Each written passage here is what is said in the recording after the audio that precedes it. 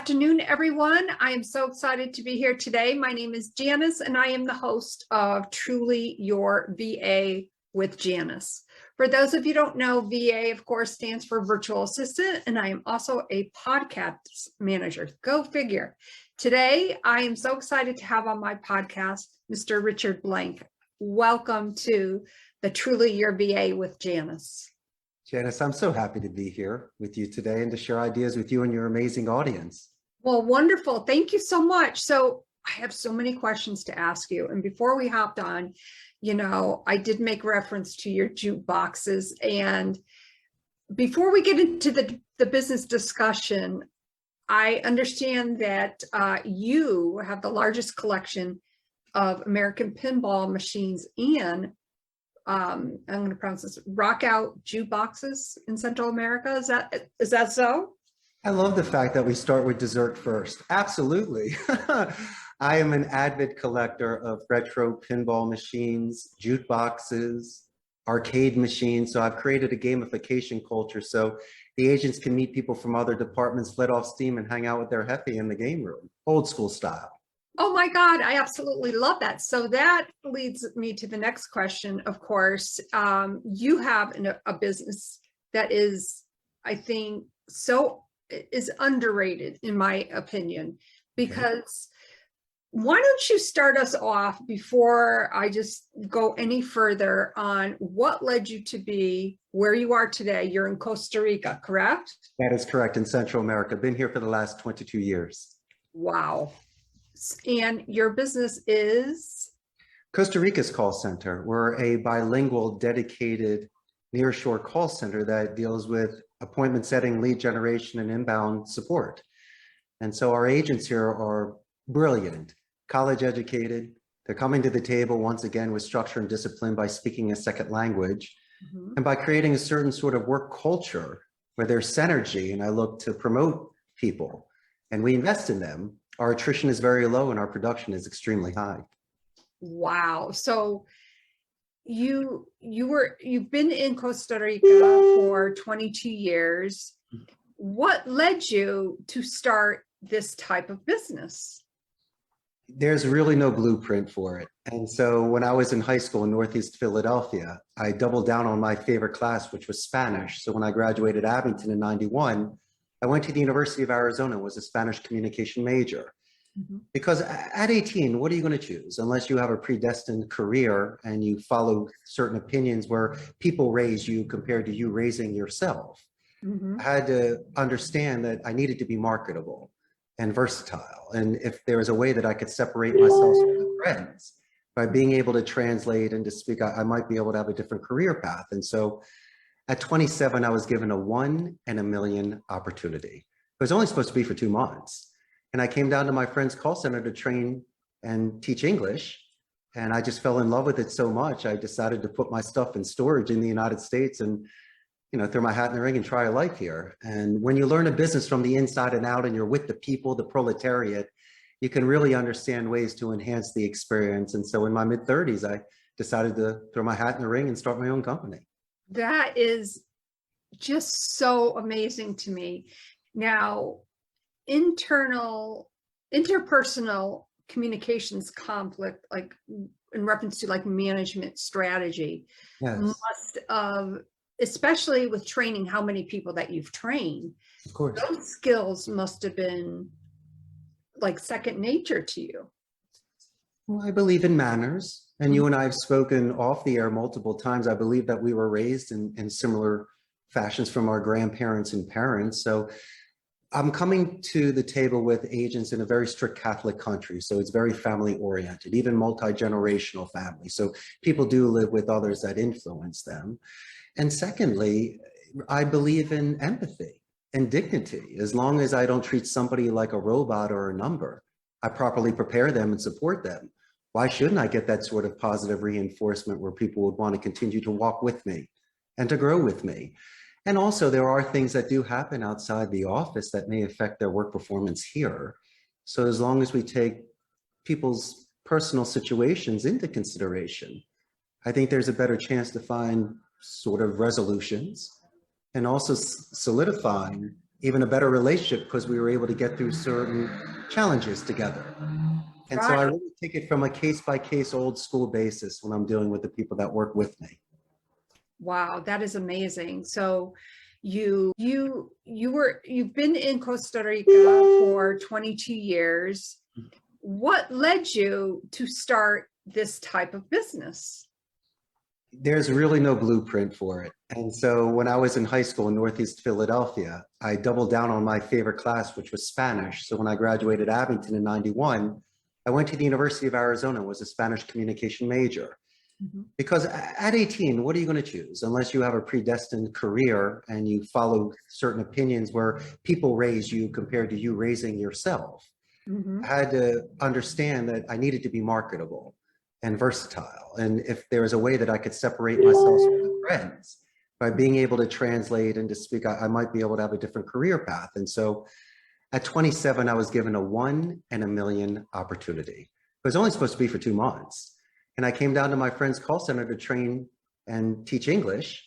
And I just fell in love with it so much. I decided to put my stuff in storage in the United States and throw my hat in the ring and try a life here. And when you learn a business from the inside and out and you're with the people, the proletariat, you can really understand ways to enhance the experience. And so in my mid 30s, I decided to throw my hat in the ring and start my own company.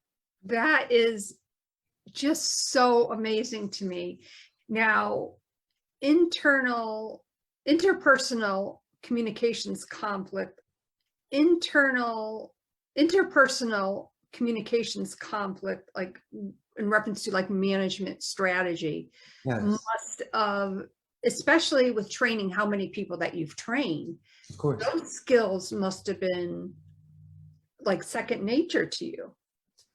Well, I believe in manners, and you and I have spoken off the air multiple times. I believe that we were raised in similar fashions from our grandparents and parents. So I'm coming to the table with agents in a very strict Catholic country. So it's very family oriented, even multi-generational family. So people do live with others that influence them.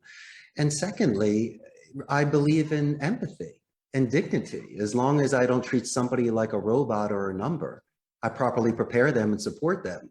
Why shouldn't I get that sort of positive reinforcement where people would want to continue to walk with me and to grow with me? And also there are things that do happen outside the office that may affect their work performance here.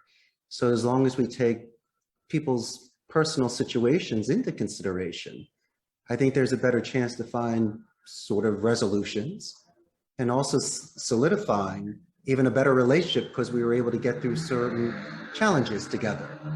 And so I Right. really take it from a case by case old school basis when I'm dealing with the people that work with me.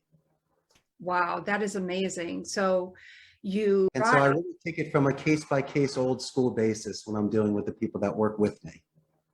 wow, that is amazing. So you've, like you said, you've been there for 22 years. You decided, to build your own company. What was that moment? Because I think so many people out there today, for instance, who, we're in the era where we work virtually. I'm a virtual assistant. But for somebody who wants to start their own brick and mortar business, can you share some of the challenges, but also the excitement that came along with it? Absolutely. I was still on my vision quest when I came to Costa Rica, looking for my walkabout and to shed some skin. And I will be forthright with you. It did take into my mid 30s for impulse control maturity and have enough capital to start a business. Mhm. And a lot of people may overextend themselves by taking out loans or mortgages or just trying to create a certain image of bells and whistles where, they're not acting their wage. They're just giving an impression. And so for me, I wanted to do it slow and steady. And as grandma said, if you can't pay for it in cash, you just don't do it. And Mhm. so when I started my call center, I was working out of my home, but I was also renting an individual turnkey station from a blended center. So I didn't have privacy. I was just on an open floor plan and just renting seats per month and paying the taxes and making a margin. And after a couple of years, I saved enough capital and really knew the business to then rent space and purchase enough to build out 150 stations and a server room. And then after about 6 years, I had enough to be able to build a 300-seat station that I currently own and I'm at right now. So as much as I want to give the glamour to it and the fast track, a lot of the time a business is building on foundation and doubling down on yourself and saving money so you can weather certain storms and just be very conservative. And I like it that way. In fact, I'm very selective of the campaigns that come in here because A, it's my reputation, and B, it's also a seller's market. If the agent doesn't want to do it, I can't fill seats. So it's an extremely delicate balance. And the fact that I am hands-on and I like to walk the rows and break bread with the agents and to listen to them and coach them, I think I gain a couple gold medals there because I might be able to even break some stereotypes and misconceptions of what a business owner, a telemarketer, or even what a call center is. It's not like what you see in the movies. Wolf of Wall Street's amazing, Glengarry, Glen Ross, and Boiler Room, but not every call center sells stock. And that might not be the appropriate profile for truly your VA or for individuals that work with you, Janis. So these are the sort of things that we take into consideration when offering our services to potential clients. And I understand what it's like to be able to start a company. And that's exciting, I would think, from the client's perspective that hires you, that you, as you mentioned, you started building that foundation and, it was a lot of hard work and, saving and all of that. So it's not like you took something over, you took it under your wing to learn the business inside out. And that's why through all of that hard work, you have been that successful. Clients love that mom and pop, custom made, Richard from Philadelphia, making it happen, long shot sort of attitude. They like that sort of grit. But then again, a lot of people that contact me are looking for our infrastructure. They might be working out of a smaller office or may not have a predictive dialer or server room or an IT support or, a QA department, or even myself that's excellent with script writing, rebuttals, and role play. So it's okay if someone's doing a pilot campaign or even a plug and play. As long as the metrics are there and there's realistic expectations, I'm really open-minded for everything. But I guess really what the selling point is, because you can compare apples, you and I really have passion for what we do, and it's very sincere. And I think when people hear this, it's not selling. What we're really doing is, it's not even convincing. All we're doing is just sharing how we love what we do and the fidelity behind it. And as long as I'm able to convey my story and my structure, I'm pretty much able to convert most of the calls that come in. That is so true, because I think I may have shared with you on one of our calls, as you know, I run 3 podcasts, this being one of them, and I manage all 3 of them. And some people may think that crazy, but the bottom line is I have grown my VA business organically because of what I do. I love what I do. I have a passion for it. And that goes a long way. Like I would say I am not an expert. However, I am an expert in what I know. I think you and I are givers. I think we like to share information first prior to any sort of contract. It's not like trying a free piece of sesame chicken. You're actually giving a half a pie. And if someone wants, they can buy the second half of the pie. But I like doing things like that. It really gives the clients a chance to get to know us, to read a lot about us. And so instead of repeating the same hours worth of descriptions, they can, through their own convenience, find out certain areas of questions they'd like to ask me. So it really saves you and I a ton of time by sharing these thoughts with people prior to any sort of phone call or contact. Right, because to me, we know obviously at a click of a button, stuff travels around the world, and that really is wonderful. However, if you have that genuine personal connection, that makes that connection so much better. Like, who wouldn't want to, for instance, contact you to find out more about what you do and how you operate? I mean, that's fantastic, right? And who wouldn't want to hire me to be their VA? Because I think when you take on a client, for instance, you are a representative of that client. Sure. I take that very seriously. When a client hires me, I am a representative, even though I'm working remotely, I am a representative of that person. And that's something that I handle with kid gloves, as I'm sure that you do. Now, I have a really another question, and I'm not sure what this is. I'm very intrigued by it. Another question, and I'm not sure what this is. I'm very intrigued by it. And I have to tell you, about 4 or 5 times I went to go on Google just to search this term. But I'm like, I wanted to save that suspense for this question. Yes. Tell me more about the famous buffering boomerang technique.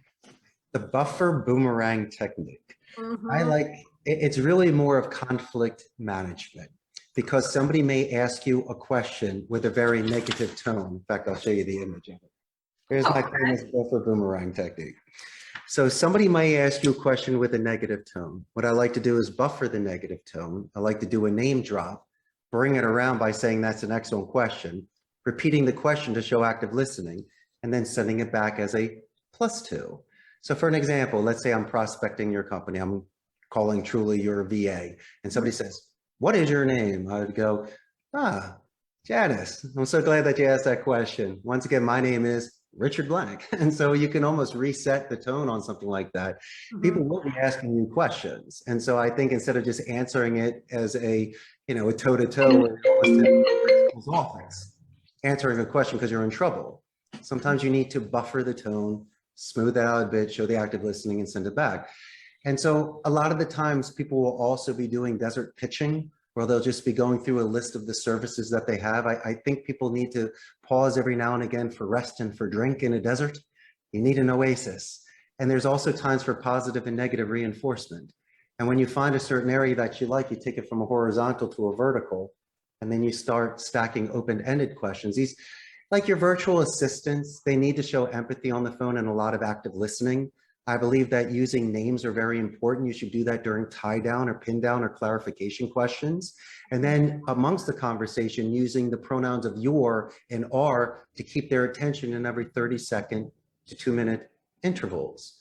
And so buffer boomerang is really just one of many techniques just to show active listening. So you're not just reacting, you're almost in mode of acting, because of listening and adjusting your conversation accordingly. So the most frustrating thing is repeating. And so as long as that you once again understand where that person is coming from, it could lower temperatures, bring back a speed, and give you a little bit more control on a call. I love that, because Richard, I think there is such a difference from hearing to listening. So you take an active engagement. For instance, obviously we're on Zoom, we're streaming live through my Facebook page, and people can hear it, but are they listening? Most of the time, though. Yes, I agree. I agree. Distractions. Right. There's a lot of distractions. And I think in our, like I said, in the digital world today, there's, for instance, news notifications. I've had to turn off all my news notifications as much as possible, because it's distracting. Because when I'm working for a client, as I'm sure you are, because I think we have the same work ethic, I have to tune all of that stuff out, because that is a distraction. And it's only human nature to, look down. Oh, there's another news alert. Turn off the distractions, because I think that's a lot of outside clutter. We don't need clutter when we're focusing on the task at hand. We may not have the luxury of that sort of controlled environment. In our offices right now, there's no distractions. But if you and I were somewhere having lunch and there's a lot of noise, we still might need to find that focus. So that's why I mentioned 30 seconds to 2 minutes. And I also believe, once again, when you are engaged with the individual by having checkpoints, either repeating what you say, confirming what you say, thumbsing up what you say, moving on what you say, because it would be foolish of me to be 3 or 4 points down or thinking of that when we haven't even confirmed the one that we are on right now. So people need to slow down a bit. And I think what's very important for me as well, and it can almost set the pace, is a positive escalation. If there are individuals that assist you prior to being transferred, or just anybody along the way, they should be mentioned verbally and in writing. So let's just say hypothetically, I'm calling a company back. This individual answering the phone will thank me for that compliment, give me more company information, company culture, and would love to transfer the call. So it's almost like the philosophy of Wu Wei, Janis, where we're just trying to reduce any sort of resistance. Go with the current, let the wind be in your sails. And so when you're trying to force a fit, or you're trying to shove in your point, you're stepping on someone's toes, you're interrupting, we're not dancing well. And I think there's a very good place where through deductive reasoning, letting the person talk and then choosing what is the area of focus and possibly getting back to what you need to later in the conversation. Your conversation may be prolonged, but it's also a quality call. And I'm not saying we're repeating anything. What we're possibly doing, Janis, is expanding on certain topics where I couldn't get it before. I love meeting minutes because when someone concludes a conversation, if they can send an email back on all the points that they talked about, they're accountable for it. It's dated, so someone can't say they forgot about it. And it's an excellent point that where you pick up where you left off, you start going through the checkpoint and delegating who has a responsibility. If these are just first-time relationships, we need to create certain boundaries and parameters and protocols because your way of working may be different from mine. And so as long as there's no surprises prior and we can adjust that accordingly, it should flow exceptionally well. Right. So the next question that I want to ask you may be different from mine. And so as long as there's no surprises prior and we can adjust that accordingly, it should flow exceptionally well. Right. So the next question that I want to ask you, obviously, you know a lot about your business, of course, but what sort of systems, for instance, like I love Trello. Trello is my go-to organization thing. What devices or what type of applications do you use within your own business? And why do you love them? Like, why do you use them? Because you like them or because of their productivity or? Well, most of the time we're logging into the client CRM of their phone system, but let me go back to something that's original pen and paper. My reliable system is if the lights go out and the internet goes down, my supervisors. I need to make sure that I have the right individuals that are with me, support me. They're not yes men. I don't need a Smithers to say yes to everything I say. I want someone that could be a devil's advocate or make suggestions. And so besides plugging and playing into my client's systems, what I have once again are individuals that rose the ranks, know my culture, earn their stripes, and are some of the best supervisors and directors in this country. And so these are the ones that are molding the newer agents and supporting the other agents to continue to perform. Because once again, your systems in place could be helpful, but if the agent is not competent, is not reliable, is not dedicated, your system's just going to collect dust. And so once again, it's really about the individual that will be managing these systems that I have. But I always look for things that are seamless. I like stuff that will reduce any sort of wrap up time. If somebody has drop downs while we're on the phone or can do an easy transfer, or there's information that can be shown to me prior to a call or during a call, that's helpful. A lot of my clients are creating lists, so we are sent to do some due diligence and research, which can slow us down, but then again, could also give us advantages if we find certain things on a LinkedIn or a company website. So really, I kind of take it on a vertical basis. But to me, if somebody is doing something manual dialing compared to a predictive dialer, you can't expect me to do 4 times the amount of work when I can have almost 100% contact ratio on a predictive dialer with 1,000 leads. So these are the sort of things, Janis, I have to explain from an educated point of view, the advantages and possibly disadvantages of the suggestions that they are making. And it's nothing personal, but you can't expect me to do a certain amount of work when there's a certain amount of talk time and a wrap up time and you're using things manually. And so – once again, we have a lot of resources to offer, but most of the time the clients are very at the ready. Wow, that is amazing. I have so enjoyed this conversation. How can people, my viewers and listeners? So once again, we have a lot of resources to offer, but most of the time the clients are very at the ready. Wow, that is amazing. I have so enjoyed this conversation. How can people, my viewers and listeners and yours as well, how can they get a hold of you? They can buy a plane ticket and come visit me during the summer so they can have a good time in Costa Rica. They can also give me a call at 888-271-6750. Shoot me an email at CEO-CostaRicasCallCenter.com. But here's the best part.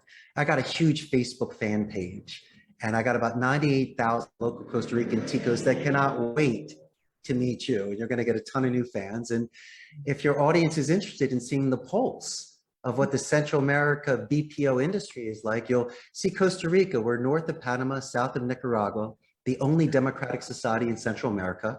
There's no standing army, so we have a 95% literacy rate, the most neutral accent in Latin America, and the best infrastructure. And plus our ecotourism is the greatest, from volcanoes to hot springs and zip lining, monkeys, iguanas, you name it. It could be a wonderful work and fun trip you could take. Well, and thank you for that information. I love hearing about different cultures and, you know, what the area has to offer. That sounds absolutely beautiful. I do have a question about that is that a candy machine in back of you? Oh, yes. This is a 1961 Rockola Regis, and this is my private stash that's in my office. The candy's on the floor, but no, this is the good one. Is there any chocolate in that machine? Absolutely, there is. All you can eat. Oh boy, and that's why I don't have that in my office. But in any event, I want to thank you so much, Richard, for taking the time to be here today. And this has been an amazing conversation. I hope that you will definitely consider coming back on the podcast. And thank you so much. I did have the most amazing time as well. Thank you so much, Janis. You're so welcome. You know, folks, online businesses can be difficult, but why not make it easy? Why not make it easy for yourself? And if you have any questions, don't, you know, like Richard said, please feel free to reach out to him. And of course, if you need a VA, Truly Your VA. My name is Janis, the host of Truly Your VA with Janis, and it's been my pleasure to be here today. Thank you so much, everyone. Come back soon. Bye, everyone.